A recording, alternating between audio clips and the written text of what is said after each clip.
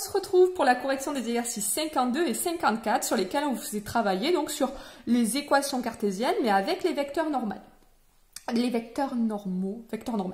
Alors, dans le premier, on vous demandait tout simplement de déterminer une équation cartésienne de la droite D. Donc, il y a deux façons différentes de le faire. Je vais essayer d'alterner à chaque fois, enfin, chaque fois que je le pourrai. Donc, ici, je vais utiliser plutôt la même technique que celle qu'on faisait avec les équations cartésiennes et les vecteurs directeurs. Moi, c'est ce que je préfère.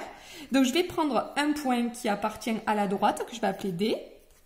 Alors, le vecteur AM de coordonnées x-4, y-2 et le vecteur n, -3, -5, vu que c'est un vecteur normal, ils sont orthogonaux.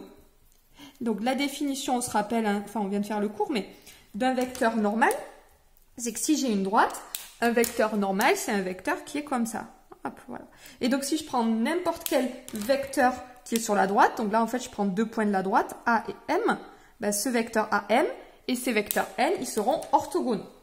Et vu qu'ils sont orthogonaux, leur produit scalaire est nul. C'est-à-dire que -3 fois x-4 plus -5 fois y-2, je multiplie les abscisses, je multiplie les ordonnées, égale 0. Je développe, j'obtiens donc -3x plus 12, -5y plus 10 égale 0, c'est-à-dire -3x moins 5y plus 22 égale 0. Et on a l'habitude en maths de ne pas commencer avec un moins, donc je vais tout multiplier par moins, vous n'êtes pas obligé. -22 égale 0. Voilà une équation cartésienne de la droite D. Déterminer l'équation réduite. Alors, ça, c'est une équation cartésienne. L'équation réduite, c'est le fait d'obtenir y égale, comme vous aviez beaucoup en seconde. Donc, 5y égale -3x plus 22. C'est-à-dire que y égale -3x plus 22 sur 5.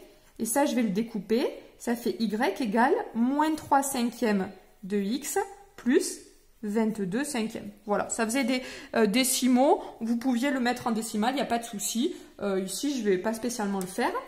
Donc, petit c maintenant, déterminer un vecteur directeur et la pente de D. Donc, pour la pente, c'est tout simplement le coefficient directeur. C'est ce qui est devant le x. Donc, la pente, c'est -3 cinquièmes. Et pour un vecteur directeur, je vous rappelle qu'un vecteur directeur,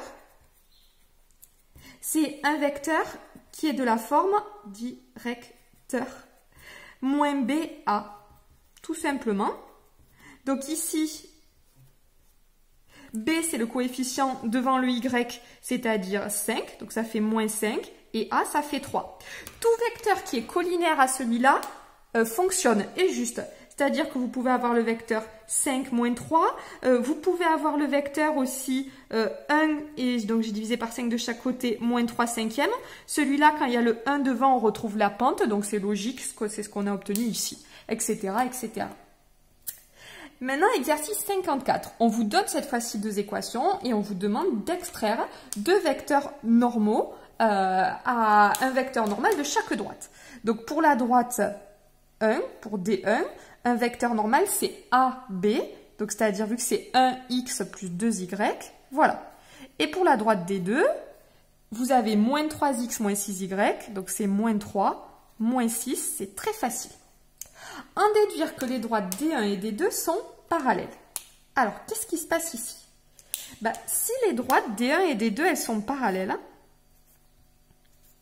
sachant qu'on a extrait deux vecteurs directeurs, imaginons que ici j'ai extrait un vecteur directeur de D1 et ici j'ai extrait un vecteur directeur de D2, ces deux vecteurs-là, ils seront forcément collinaires. Donc si ces deux vecteurs sont collinaires, alors les droites sont parallèles. Pour montrer que les deux vecteurs sont collinaires, je peux calculer le déterminant. 2, -3, -6, donc ça on l'a pas mal travaillé. 1 fois -6, moins attention, on n'oublie pas 2 fois -3. Ça fait donc -6 plus 6 égale 0. Donc, les vecteurs ici, ils sont collinaires. Voilà, ça c'est la façon qui marche dans tous les coups. Mais on pouvait aussi remarquer que dire que deux vecteurs sont collinaires, c'est tout simplement trouver un nombre tel que quelque chose fois le premier égale le second. Et là, ça se trouvait bien en fait, parce que moins 3 U1, ça a donné pour coordonnées moins 3, moins 6. Et ça, c'est exactement le vecteur U2. Donc, U1 et U2 sont collinaires. Je vois que je les ai appelés N au-dessus, c'est des U. Non, vous demandez des vecteurs normaux. Alors, c'est plutôt des N. On a pour habitude de mettre N pour vecteur normal et U pour vecteur directeur. Voilà. Et là, on vous demandait des vecteurs normaux. Tout à fait. Et donc, je conclus. Soit ça, donc vous pouviez répondre soit ça, soit ça. Donc, les droites sont parallèles parce que leurs vecteurs normaux sont collinaires. Et de la même façon, si les vecteurs n'avaient pas été collinaires, ben les droites n'auraient pas été parallèles. Voilà pour ces deux exercices. On se retrouve pour la suite.